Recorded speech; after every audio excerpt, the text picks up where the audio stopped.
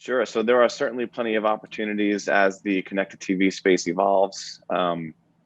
We did have our NewFront a little while back, and the team worked super hard on that narrative.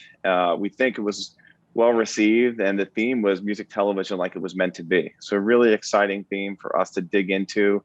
And frankly, it's been a lot of fun rebuilding this living room experience for the IP set, which is professionally produced music videos that we have access to from our owners. I think it's been said during this NewFront period that IP is a new prime time. We happen to agree with that. And we've seen our viewership already start to shift pre-pandemic. At that point, we had TV viewership growing 40% year over year for the previous 2 years.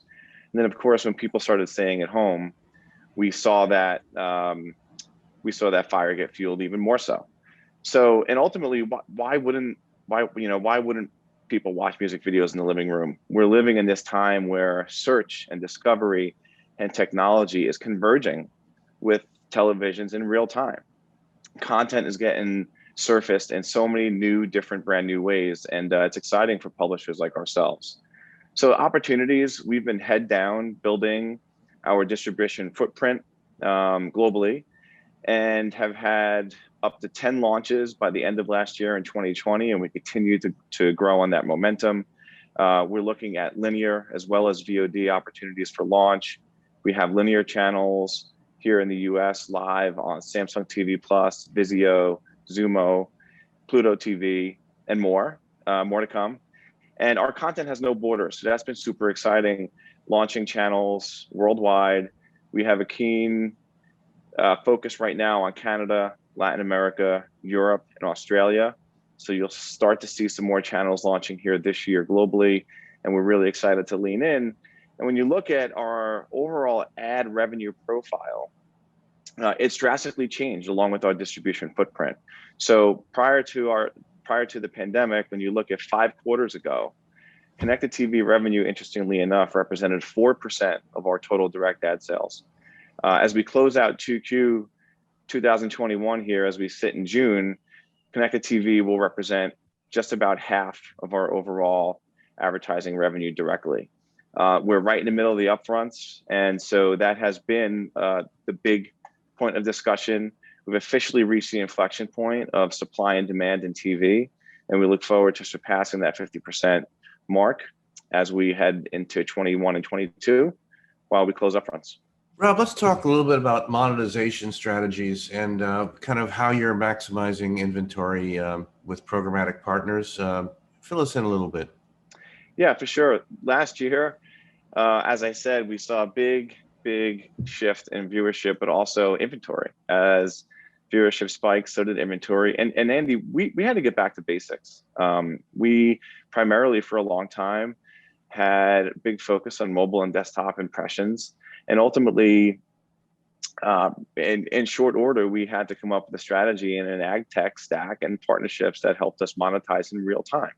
So we did that. We vetted out SSP partnerships. We worked with SpotX. We added Freewheel, and we're looking at more partners here moving forward to help us get more sophisticated.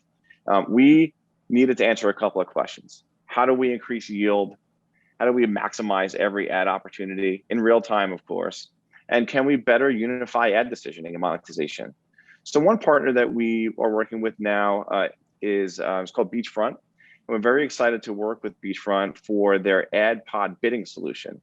And ultimately what that will do for us is it'll maximize every single ad pod that we're running. We're testing varying lengths on VOD and linear right now, but as we're running ad pods and multiple minutes per hour, it's important for us to make sure that it's a great experience for brands, it's a great experience for users, and of course, maximizing the monetization opportunity. So we'll be utilizing their tool for all those things, as well as managing competitive separation for our clients and frequency.